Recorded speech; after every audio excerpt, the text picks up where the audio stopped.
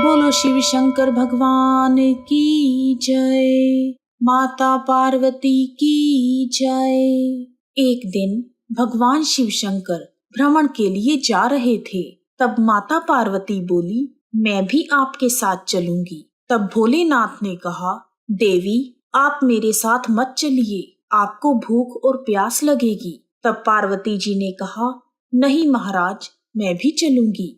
रास्ते में पार्वती जी को भूख लगने लगी। उन्होंने भोलेनाथ से कहा, हे महादेव, मुझे खीर खांड का भोजन चाहिए। तब शिव शंकर भगवान बोले, मैंने तो आपसे पहले ही कहा था कि आप मत चलिए। तब भगवान शिव शंकर और माता पार्वती वेश बदलकर एक गांव में गए। चलते चलते वह एक साहूकार के घर पहुंच गए। तब साहूकारनी बोली, महाराज आपको क्या चाहिए? तब ब्राह्मण वेशधारी भगवान शिव शंकर बोले, हमें खीर खांड का भोजन चाहिए। इस पर साहूकारनी ने कहा, अगर खीर खांड के भोजन चाहिए थे तो अपने घर में क्यों नहीं रहे? साहूकारनी का उत्तर सुनकर वह दोनों आगे चल दिए। फिर उन्हें एक बुढ़िया मिली और बोली, आओ महाराज बैठो, आपको क्या चाहिए? तब ब्राह्मण के वेश में भगवान शिव शंकर बोले कि मेरी पत्नी को खीर खांड का भोजन चाहिए। बुढ़िया ने कहा, महाराज मैं अभी लाई। फिर वह एक लोटा लेकर चल दी। तब ब्राह्मण ने कहा, बुढ़िया माँ कहाँ जा रही हो? वह बोली, मैं दूध चावल और खांड लेने जा रही हूँ। तब ब्राह्मण ने कहा, बुढ़िया माँ अपने घर में देख, दूध के टोकने भरे हुए हैं, चावल की परात भरी है और खांड की बोरी भी है। फिर बुढ़िया घर के अंदर गई और उसने देखा कि दूध चावल और खांड सब कुछ है। फिर उसने खुशी खुशी खीर बनाई और भगवान शिव शंकर और माता पार्वती को जिमा दिया। उनके खाने के बाद बुढ़िया ने कहा, मैं इस बची हुई खीर का क्या करूं? मेरा तो कोई भी नहीं है। तब ब्राह्मण बोले, बुढ़िया माँ आंखें बंद करो। बुढ़िया ने आंखें बंद कर ली। फिर उन्होंने कहा, अब आंखें खोल लो। बुढ़िया ने आंख खोलकर देखा तो उसका पूरा परिवार हो गया। अब बुढ़िया बोली, महाराज मैं इन्हें कहाँ रखूं? तब ब्राह्मण वेशधारी भगवान ने झोंपड़ी को लात मारी और वह झोंपड़ी महल बन गई।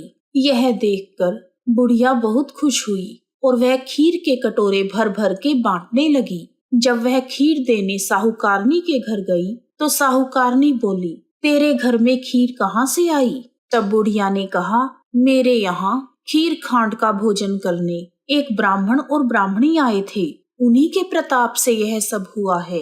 तब साहूकारनी ने कहा, मेरा धन तेरे घर कैसे आ गया?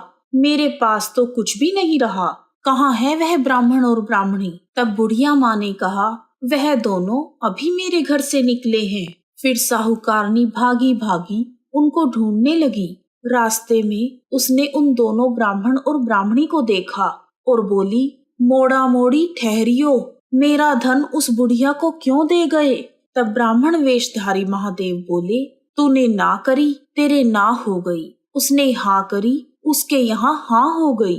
मैंने तो ना तेरा उठाया और ना ही किसी को दिया। फिर साहूकारनी ने ब्राह्मण और ब्राह्मणी के पैर पकड़ लिए और बोली, महाराज मेरी गलती माफ करो, मुझे कुछ तो दे दो। साहूकारनी के इतना कहते ही ब्राह्मण और ब्राह्मणी बने हुए भगवान और माता पार्वती अपने असली वेश में आ गए और बोले, तेरे घीलड़ी में घी रहेगा, तेलड़ी में तेल रहेगा, काम तेरा रुके ना और धन तेरा जुड़े ना।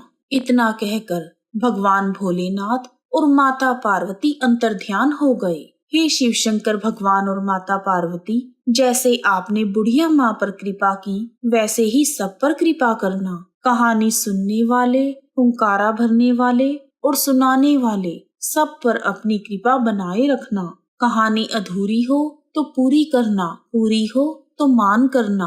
बोलो शिव शंकर भगवान की जय, माता पार्वती की जय। यदि आपको वीडियो पसंद आया है तो कमेंट बॉक्स में ओम नमः शिवाय लिखना ना भूलें। आप सभी का हार्दिक धन्यवाद।